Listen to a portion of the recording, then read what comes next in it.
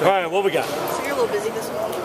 Yeah, I got a few things to do. You know, it's I hate it for Max. I hate it for really for our offensive team, but at the same time, it's turning over a new leaf. You know, we had to do it last year when Morgan got hurt, played with a freshman. I've done it several times in the past, and it's a challenge. It's a challenge for everyone. You know, obviously they have to step up and do their part, but those other 10 guys have to, you know, really do their part.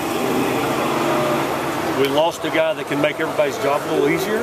Lost a guy that can erase some mistakes, but these guys can erase mistakes in their own way. And it'll be exciting. It will be exciting one way or another.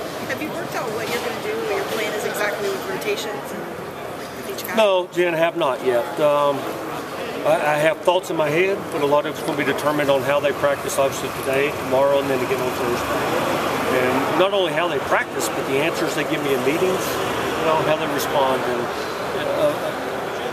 you try to play to each guy's strengths. And obviously Jalen has some things he does very well. I'm sure Patrick will have some things. You know, as I work with him more, I'll figure out exactly what those are. But we're going to try to put him in positions to do the things they do well. And I'm sure there will be some overlap, but there'll be some differences there also. How'd they do today? They did all right. We set a new record for knucklehead calls a couple of times. You know, calling them knuckleheads or something pretty close to that. You know, but you know, they understand for the most part what to do.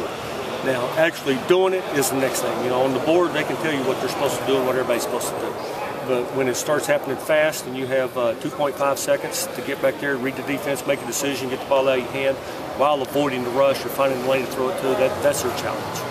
Randy, you had to make a radical change at the end of last season. It was successful back. This is a little bit different, though, isn't it? Is it not quite as radical?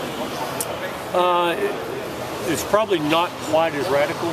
The difference was, you know, Max had an extra spring practice, you know, because he had come in early. So he was a little farther along probably in understanding some things. But, you know, kind of the way we're playing now, no huddle also makes it a little bit easier on them to not have to understand what's happening. Well, because we fix a lot of problems for him from the sideline. Where we did that for a while with Max, but we couldn't do it quite as easily as we could. So you're more likely to stay in the huddle and the huddle level slow down for you guys.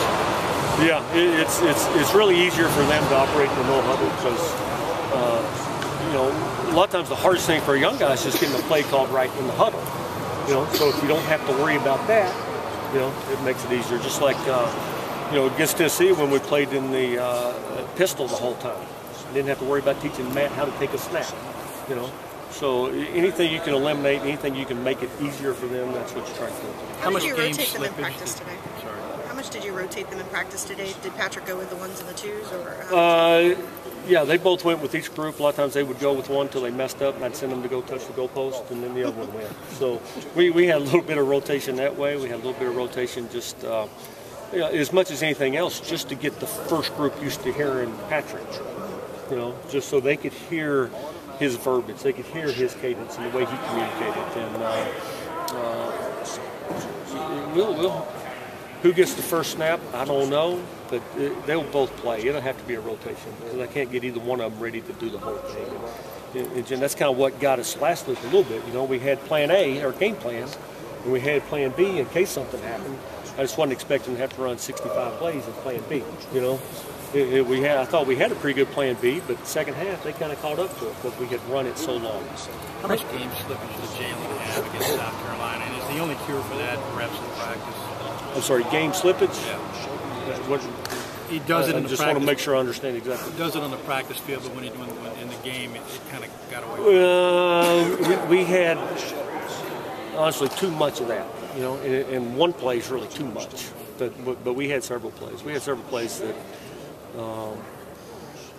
you know, at the end of the season you do your cut-ups of your plays, and then you have another file that's the plays that are so screwed up you don't even recognize them.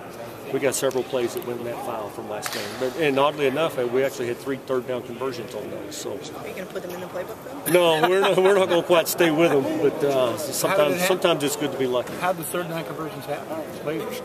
Was scrambled on a couple of them, and one ball got deflected off a defensive back's hands, and Darryl caught it right on the sideline. easy or tough to be patient with everything going on, trying to get 2 young kids ready? You know, the older I get, the less patient I am, honestly. And I think part of it is they have to understand the sense of urgency to get better. You know, not being patient doesn't mean you don't understand there's going to be mistakes. And I do understand there's going to be mistakes. And you know, you just got to make sure the mistakes aren't the kind that kill your team. You know, they aren't the ones that turn the ball over. They aren't the ones that lose 12 yards. Folks, things like that. You know, we got to keep the mistakes to a minimum, not do things that's going to get us beat, and then make the plays we're supposed to make. Folks, thanks. Got to get Coach.